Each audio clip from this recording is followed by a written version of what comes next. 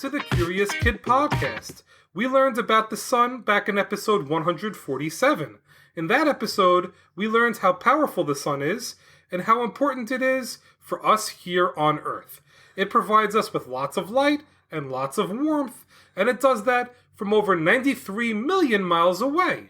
There are other ways we can benefit from the amazing sun, and we are going to learn more about one of those today. Double mailbag! Double mailbag! Hi Jacob and Olivia, I am Randall from Singapore, and I am turning 8 this year. I listen to your podcast every day while my mommy drives me to school. I'm curious about solar panels. I really want to know more about them and how we convert energy from the sun to electricity. Thank you, and I look forward to your next podcast. My name is Kyle. I live in Littleton, Colorado, and could you please get curious about solar panels? Thank you. Thank you. Anytime we get messages from our listeners, it lights up my day. But it's so cool getting messages from amazing places like Singapore and getting voicemails too. We are getting curious about solar panels this week for Randall and Kyle. We use lots of energy every day. It takes energy to heat and cool our homes and cars, to power our washers and dryers, to turn on light bulbs, to use appliances like refrigerators, ovens, and dishwashers, to turn on televisions, and so much more. It's hard to even understand how much energy each and every one of us uses. Would you believe it if I told you that the sun has enough energy to meet the energy needs of the entire planet? That is amazing, and it is also an understatement. The sun has more than enough energy to meet our energy needs.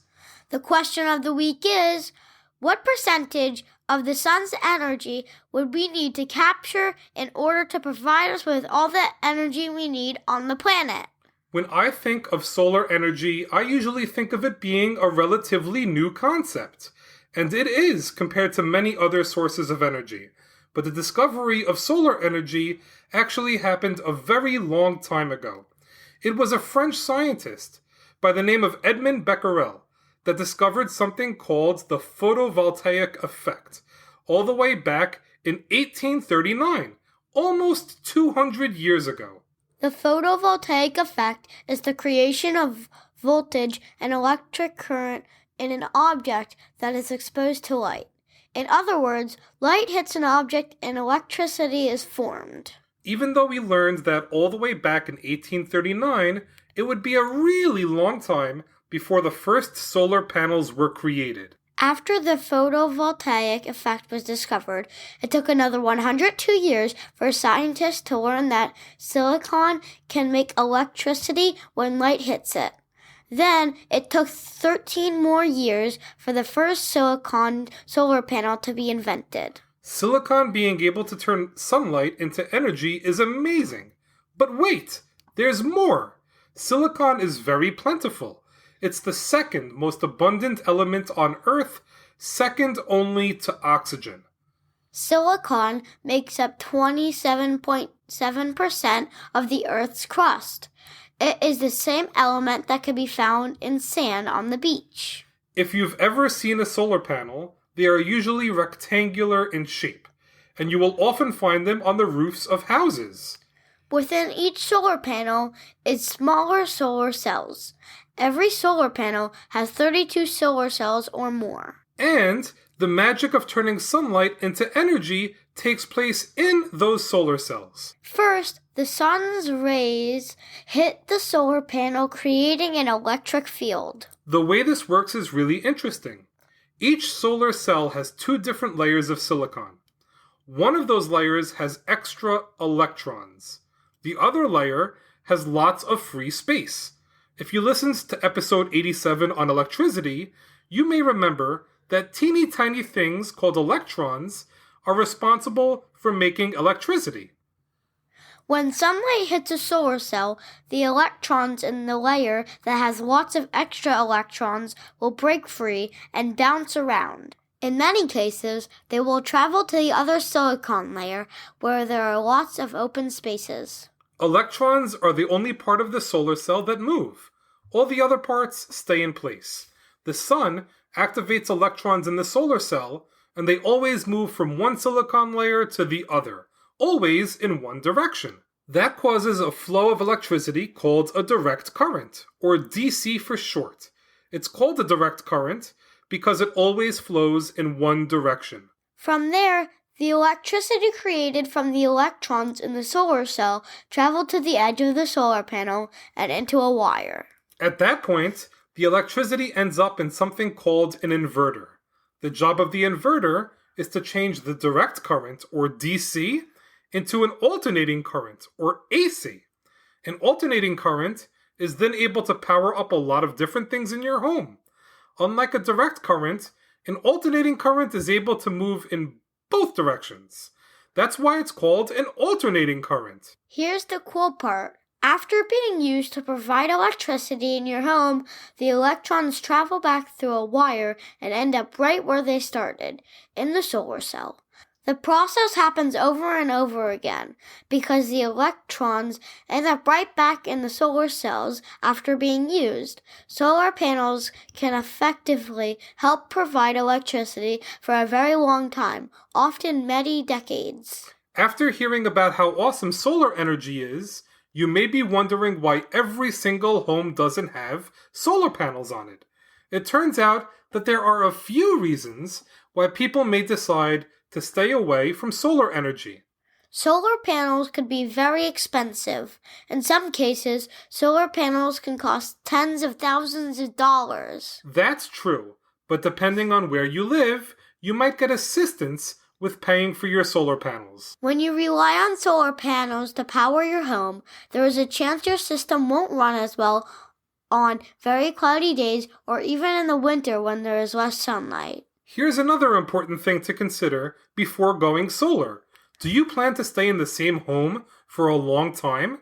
If you plan on moving sometime soon, getting solar panels installed on your home may not make sense, especially if the panels are very expensive. That's because solar panels are extremely hard to move from one location to another. But here's the good news. If you do get solar panels on your home, and then move shortly thereafter, the solar panels should help increase the value of your house.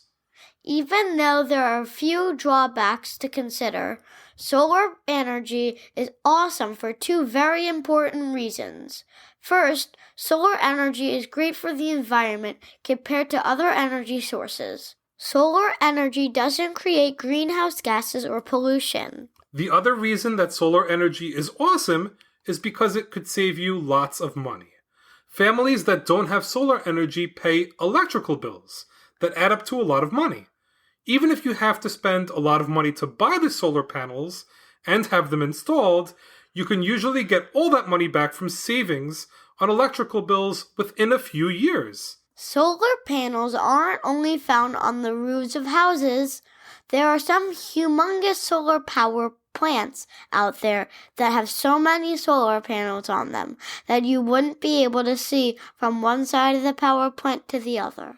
The largest solar power plant in the world is called Badla Solar Park, and it's located in India. It is 14,000 acres large. To get an idea of how big that is, the Magic Kingdom in Disney World is a measly 107 acres, and the Magic Kingdom is huge. Of the 5 largest solar power plants in the world, 2 of them are in India, another 2 are in China, and 1 is in Egypt. Check this out. The smallest of the 5 biggest solar power plants in the world, Tengger Desert Solar Park in China, provides enough power to meet the energy needs of more than 600,000 homes. All right, Olivia, it's time to answer the question of the week. What percentage of the sun's energy would we need to capture in order to meet the energy needs of the entire planet? We would only need 0.02% of the sun's energy to power up the planet. In other words, the sun, from a distance of 93 million miles away, has enough energy to provide power for 5,000 Earths. Are you kidding me? That's an incredible fact. Even though the sun is powerful enough to provide that much energy, it only represents 3.7% of the total energy usage worldwide. Leading the way in solar energy usage is Honduras at 12.9% and Australia at 10.7%. Great job to all of the countries that are taking advantage of the abundance of energy the sun has to offer. The United States ranks 24th on the list of countries by percentage of energy that comes from solar power. Only 3.4% of the energy consumption in the United States comes from solar. That's below the world average. That being said, it is becoming more and more popular every year, and is projected to reach 20% of the total energy consumption in the United States by the year 2050. Well, that's a wrap for this week's episode. Thanks so much for listening to this week's podcast, number 205, on solar panels. Great job, Olivia, and great job to Randall and Kyle for the super-powered episode topic suggestion. Before we go, we have some incredible people to thank. Thank you to our newest Patreon supporters, Denise B. and Skylar F. A big thanks to Denise and Skylar for the support. It means so much to us. Join us next week when we will get curious about butterflies for listeners in Texas, Canada, Kansas, and Illinois. As always, thank you so much for listening and getting curious with us.